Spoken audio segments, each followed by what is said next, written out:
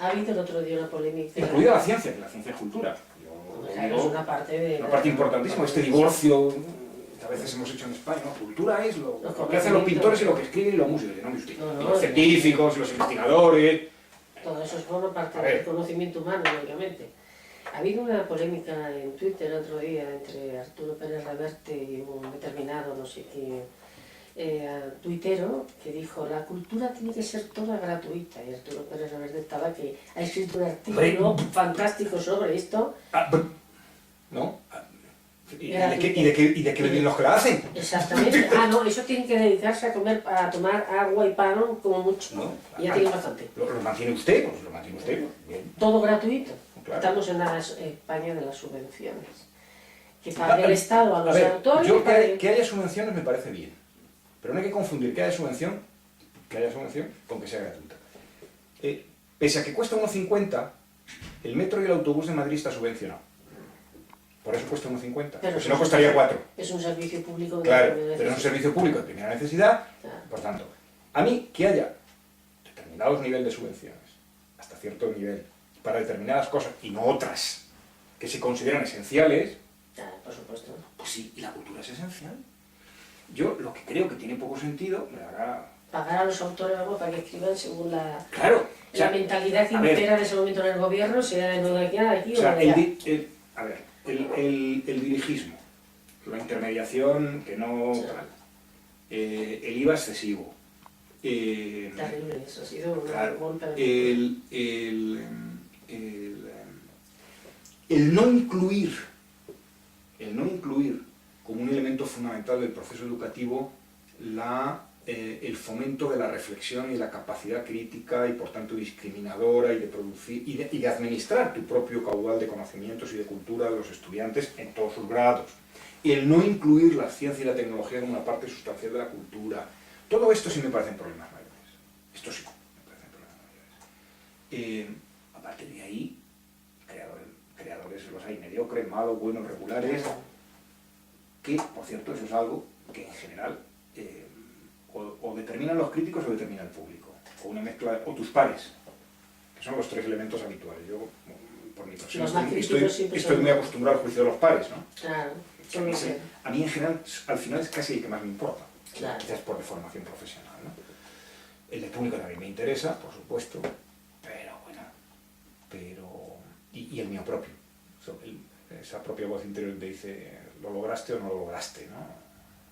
Esto es auténtico, o esto no acaba de ser, o esto es copia, o esto...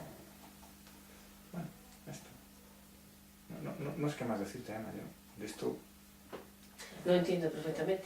Pues esta otra novela, de Alberto Infante, Bajo el agua, ¿cuándo la publicaste? A esta le tengo mucho cariño, porque esta novela la escribí al hilo un poco de las lecciones que yo saqué releyendo Juan Surojaño. Esta es la novela única. Esta es la única que tengo publicada. La saqué en 2011. Es una novela que empezó como una serie de relatos independientes. Cuando tenía escritos 3 o 4 me di cuenta de que eran correlativos, de que los personajes, una parte, eran los mismos y de que había huecos que había que llenar. Y dije, esto da para... Y entonces al final me quedó un texto. El primer capítulo de esta novela es una de las cosas que yo creo que es lo mejor que he escrito nunca. El primer capítulo, que se llama Bajo el agua, que además es una paráfrasis de un texto de Maupassant, que es grande, ¿no? Del relato. Y trata de dar cuenta de, hombre, pues el clima moral, educativo. Es una novela de iniciación, de adolescencia, de la evolución de un grupo de chicos, básicamente de mi época y de mi generación, en Madrid de los años 60, y que de alguna manera yo lo que traté es de ir rastreando. Ocurre entre que los chavales tienen 6 o 8 años y entran en la universidad, primer curso de facultad. Ese cambio social y de modos, maneras, mentalidades, costumbres, moral, etcétera, que precedió a la transición política y que explica en gran medida por qué la transición política española, con sus fortalezas y debilidades, se hizo como se hizo. Y la razón fundamental yo la trato de reflejar aquí. El colegio que sale aquí existe, es un colegio identificable, que además quienes lo conocen lo identifican personifican, pero que de alguna manera podría simbolizar a muchos otros, que empieza con una educación muy dura de nacionalcatolicismo, y justo cuando estos chavales ya han salido al año siguiente de estar en la universidad, cambia por completo. Entonces, bueno, de las cosas que nos pasaron, algunos episodios son anécdotas reales que nos ocurrieron, otros son inventados, y otros son parte verdad y parte fantasía. Como toda novela. Toda novela. Por tanto, es una novela, esto no es un libro histórico, ni hay que leerlo como un relato periodístico, ni nada, esto es una novela. Pero hecha con materiales de la memoria, a mí me interesa mucho la memoria, y con ese elemento de la imaginación que trabaja con la realidad para construir no exactamente, o no un intento exacto de crónica de lo que ocurrió, sino de lo que pudo haber ocurrido. O sea, por construir lo verosímil. Mire usted, da igual si esto ocurrió exactamente así o no, probablemente no todas las veces, probablemente no todo, porque así pudo haber sido en este caso o en cualquier otro similar. Es lo que de alguna manera te permite tener un texto que caracteriza una época, y un grupo de gente, y determinado contexto urbano. Esta novela también se distribuye esta por está, los mismos sitios. Por lo mismo, esto lo encuentras en las librerías y en la editorial todavía, les llamé el otro día, todavía les quedan ejemplares de la segunda reimpresión, porque esto se ha reimpreso 2 veces, y estarían encantados de poderles dar salida. Sí, sí. Te quería preguntar por último, ¿cuáles son los narradores españoles actuales que más te interesan? El novelista concretamente, porque ya dedicándose al relato exclusivamente... A mí me gusta mucho Cercas. Yo comprendo que es una opinión que a veces mis amigos no todos comparten. De Salamina. Sí, bueno, y la última que era La Ley de la Frontera, a mí me parece fantástica. Y él tiene una novela que yo recomiendo de él.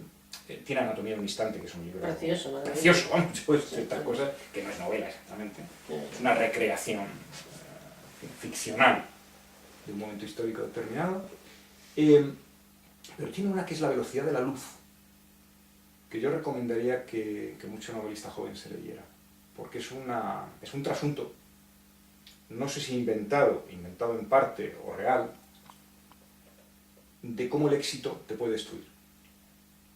Y mucho más que el fracaso. Claro, y es una joyita, La Velocidad de la Luz, que yo creo que la publicó después y a raíz del éxito de Soldado Salamina. Me sigue gustando en gran medida sobre todo las primeras, ¿no? Marseille. Fantástico. Me sigue pareciendo. Yo creo que el autor, no recuerdo ahora el nombre, pero solo ha publicado una, de Intemperie, Javier Carrasco. Vamos a ver qué tal se producen en las siguientes. Ahí me parece que... ¿Has leído En la orilla de Rafael Chirves, que ha ganado? A ver, Chirves para mí es un valor seguro. Seguro, totalmente. Yo le recuerdo... Y muy poco leído en general en España. Yo le recuerdo con extraordinario cariño. Hay algún capítulo aquí que tiene alguna deuda con Chirves, con 2 novelas de Chirves, La larga marcha y La caída de Madrid. Hay algún capítulo aquí que tiene alguna deuda, ya digo. La última todavía no la he leído, la compré, la tengo ahí en las lecturas, en las lecturas pendientes. Pero a mí Chirves me parece uno de los grandes valores consolidados y yo creo que es un escritor de primera. Antonio Muñoz Molina A mí Antonio Muñoz Molina me parece un gran novelista, un gran articulista, sobre todo un gran articulista. Hay un libro de él que yo recomiendo mucho, que no es una novela, que es Ventanas de Manhattan. Precioso. Porque yo Nueva York lo conozco mucho. De su estancia en Nueva York. Es una cosa espectacular. Claro, él es más que un novelista, él filosofa, él es periodista, o sea, él hace incluso hasta historiador en muchos casos. Ahí, como estoy casado con historiadora, tengo que ser prudente porque... Historiador me refiero... Las profesiones reclaman sus espacios y no ven a los intrusos con buenos ojos. Lógico. Con razón. Nos pasa a los médicos con lo nuestro. Pero sí, a mí me parece sobre todo me parece un notario ilustrado de la actualidad del mundo que vivimos. De la época. Y esto es muy de agradecer. Un notario ilustrado. O sea, tipo... Y es maravilloso escribiendo. Estarás de acuerdo con algunas de las cosas que dice o no, pero él en general pone bien el foco, elabora bien los antecedentes, construye bien el discurso, introduce elementos artísticos siempre, y por tanto yo lo llevo con sumo gusto. Y Luis Mateo Díez, que es el clásico actual del siglo XX, sí, es un poco cervantino totalmente. Sí. Confieso que le he leído un poco menos. Pero tiene obras geniales. Pero es un defecto mío, Nobel, que yo le haya leído menos, es un defecto mío. Sí, creo que Luis Mateo Díez es un gran escritor. Esto es triste.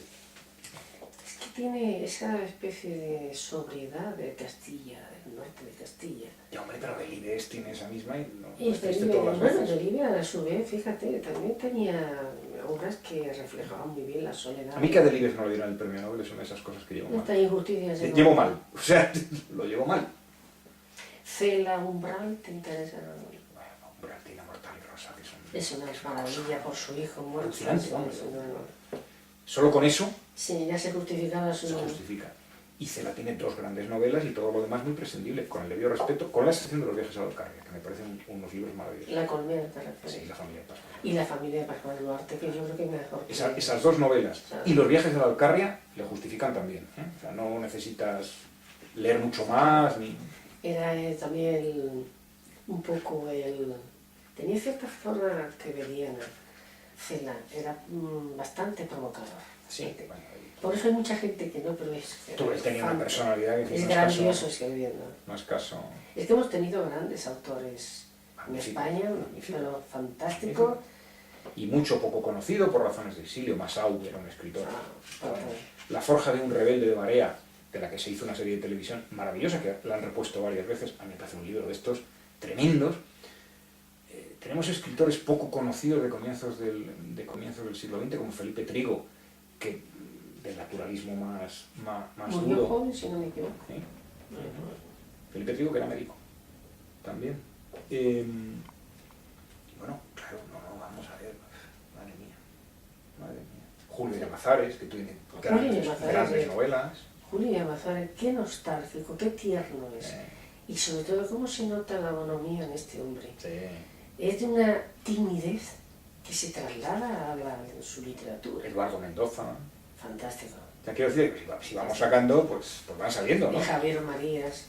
Al Sí. famoso Arturo Pérez Reverte con sus obras de... A ver, yo de Arturo Pérez Reverte, si quito todo lo de A la Triste y me pongo con lo demás, yo creo que tiene 2 o 3 grandes novelas. El pintor de batallas es excelente. Sí. El pintor de batallas es muy bueno. Y luego tiene un libro, para los compañeros de profesión, es un libro innominado, pero que a mí como lector me produjo una sensación tremenda, que son sus relatos de la guerra de Bosnia. El libro se titula Territorio Comanche. Ah, sí, de los artículos. ¡Guau! Eso es... Eso sí, claro, no deja títere con cabeza y los títeres son todos reconocibles y están ahí fuera. Claro, nunca se lo han Por perdonado. eso tiene mucho de... Nunca se lo ha perdonado. Yo no sé, ni puedo saber, porque no estaba allí, si lo que dice de todos sus colegas es verdad o no. Casi me da igual, porque si lo leo como un relato de personas que yo no conozco, me da lo mismo. Y como tal relato, a mí me parece un prodigio Como reportero, de reportaje, ¿eh? Y además, O sea, me parece una cosa... Es un de guerra especializado en el juego. Otros aspectos de él me resultan menos agradables, menos gratos, pero bueno. Ya entiendo por qué lo dices. Pero, en fin, uno lee literatura, no... De las ideologías... No se va a vivir con el autor. Quiero decir que Céline probablemente me resulta todavía menos grato, si cabe, pero El viaje al fin de la noche es una obra maestra. Bueno, pues claro, esto es así. Es que hay grandes autores en España, hablando solamente de España, grandes autores que quizá no se le ha hecho a todos la justicia debida. No, en España ya lo dijo Luis Rosales una vez, un poco antes de morirse. Un periodista extranjero, hablando del asesinato de Lorca, le preguntaban siempre lo que estaría muy cansado de hablar de esto. La casa encendida. Y entonces, en un momento determinado, se para y dice, mire, ¿sabe qué? Es que verá, usted tiene que entender que en España la envidia mata más que el odio. Total. Bueno, pues una frase que a mí se me quedó grabada, me parece luminosa, es decir... Somos un país de envidiosos. Sí, si esto ya lo decía Suetonio de los hispanos que fueron con los antoninos a Roma en el siglo II, la corte.